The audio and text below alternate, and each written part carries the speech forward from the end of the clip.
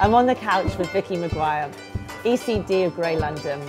We're here to find out about Vicky's career, but also about women of tomorrow, to find out how she won the award and to offer some top tips to women of the future. And you've worked with some of the best brands, businesses and people in the business. So do you want to tell us a bit about your career highlights? I'm actually not from an advertising background.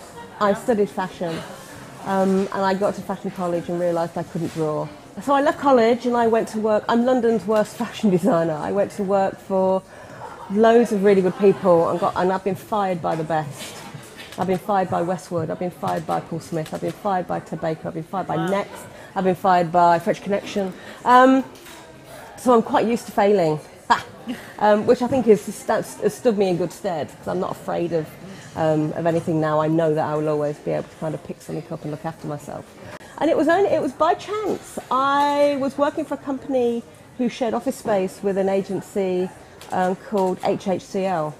And I would see young guys, not so young now, like people like David Bonaguidi, kind of like hanging out in the office. And I remember going to kind of like have coffee with him and I was like, you get paid how much for sitting in an office with your feet upon the table, surrounded by books and toys?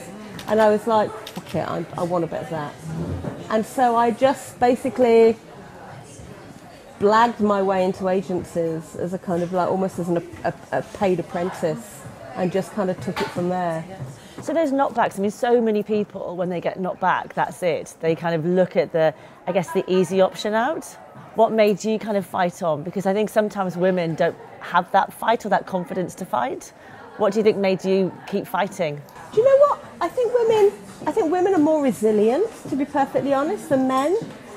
Certainly the women that I've found have got that spirit. It's just that when you're in such a pale, male and stale environment, you kind of look round and see how everybody else is coping and you take on those attributes. But then your personality comes through and you just think, oh, fuck that, I'm off.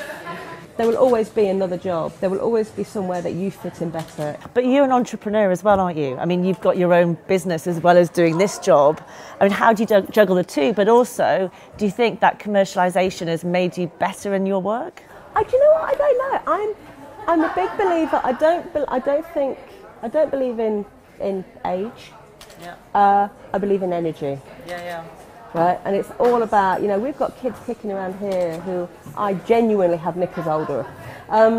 We've got 22, 23, 24-year-olds, and then we've got, it's not in today, but Pete Gatley, he won't mind me saying, kind of like, won't see 50, 55 again. And he is busting out the work like you would not believe. And our kids look up to him because it's all about energy and it's all about passion.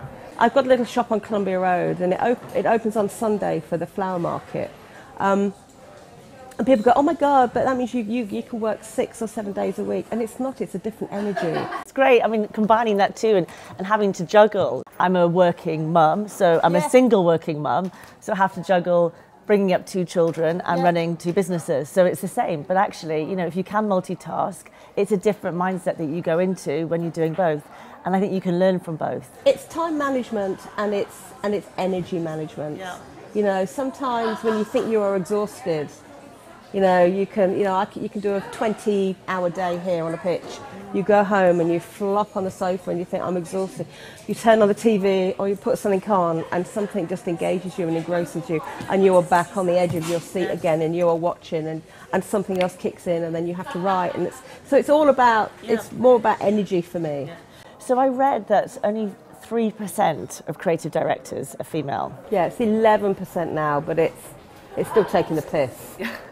So where do you lose women? What stage in their career are you having this sort of brain drain of women? I think that, to be perfectly honest, the industry is so diverse now that they drop off and find something more interesting to do. Especially now, I mean, the rise of desktop publishing, design, the cupcake economy, the entrepreneurial spirit, all those little places, Google, Facebook, all of these really cool agencies that have stepped up and will value you and your ideas. Yeah. There's a lot better places. We will have a problem retaining talent, male and female, if we do not get our collective shit together and start working these ways. Well, it's happening. I mean, the gaffers are sucking them up, the startups. That is and actually people are saying, I don't need to be treated in this way. I want flexibility, I want, you know, adult environments.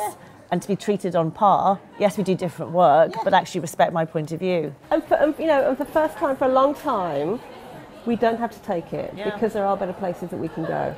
People talk about mentors and how it's really important to have a mentor, but some people don't know how to find one or don't know who to go and talk to. They don't want to download to their girlfriend or their boyfriend, their husband or their wife, or their HR or their manager. So they kind of in this void of actually, who do I turn to go and talk to? And certainly when people come to me from as a recruitment point of view, they quite like to sort of download, and you almost are their career counsellor to let it all out, and then you can say, well, actually you are worth that, and it is worth having that conversation, or you should go somewhere else. And it is having that confidence and understanding, actually building that network is important. And if that network isn't there, start building it yourself. You know, we have you know, there's a few women in my position, and we do have these kind of like unofficial kind of breakfasts where it goes around the table, stays on the table, and you can, and it's so liberating just to go, and then, you know, then we pick up our coats, we pick up our bags, and then we're back, you know. But if that network isn't there, create it yourself and reach out to people in the same kind of jobs in different areas, and you'll find it's really cathartic and it's liberating, and everybody gets something out of it. Marketing services as a whole is very white middle class. Yes. And I think as an industry, it's trying to change, and it needs to change. And I do think, you know, CEOs, MDs, heads of businesses are fundamentally, they're all talking about it, saying we want change. Yeah. One thing we've done here at Grey is we've taken off your university and your grades off our selection processes. Fantastic. Because we want to find a more diverse kind of crew. So, top tips for women of tomorrow. I mean, you are a woman of tomorrow. You won the award in 2014. Yeah, I know. What's been? I mean, was that a great accolade to have? Do you know what, that was really good for me because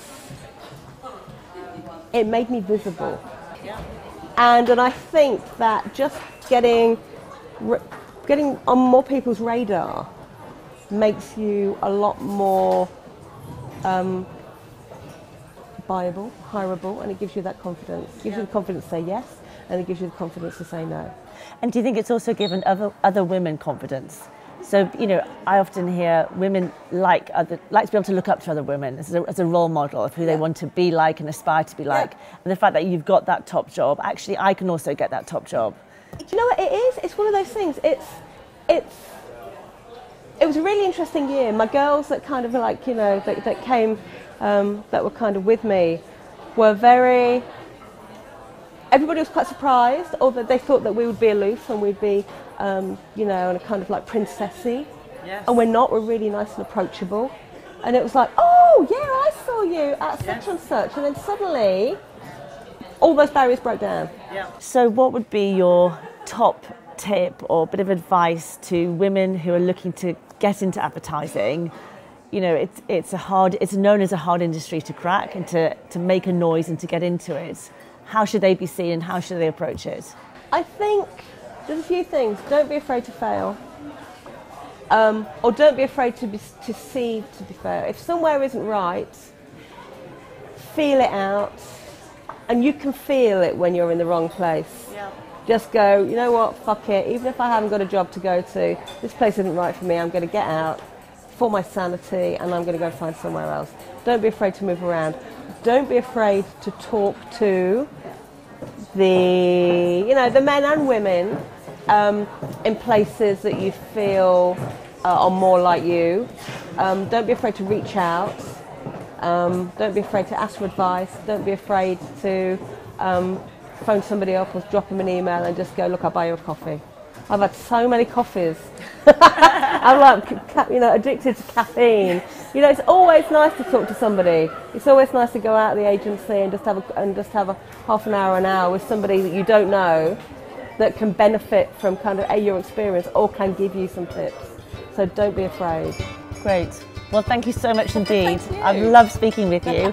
Amazing career, and it's and hopefully, you know, you have, and I'm sure inspired so many women to get into advertising. bless you. Thank you. Thank you.